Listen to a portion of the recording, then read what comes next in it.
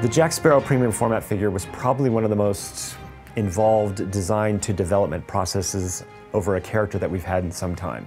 I think largely because there's several of us on the crew that, just love this character to death, and really we're struggling over what is the perfect interpretation of how we're going to pull off this character. Tom, Seth, and I sat in a room and we riffed ideas. We're just like, hey, what if he was doing this? What if he was doing that? So we sort of started with the idea, and I think this sort of held up throughout the process, that we wanted to bring an interpretation of Jack to this piece that wasn't scene specific, but was a little bit more of a grander character statement.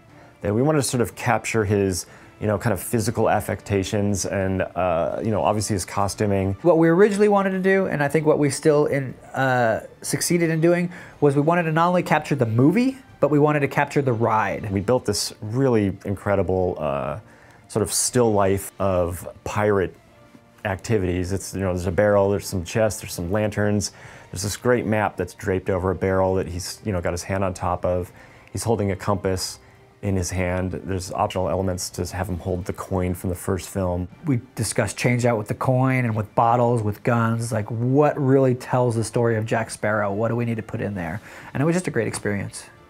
So it's really sort of him captured in the moment of thinking about the idea of his next adventure. Rather than say, it's going to be this film or that film, it's going to be something else. Because I think that's the beauty of the whole property is, pirates on the high seas, adventure, and Jack Sparrow certainly paints an incredibly grand pirate portrait of every stereotype you can think of sort of woven into one. And I think our approach to the piece was to try and make that the major statement of the whole thing.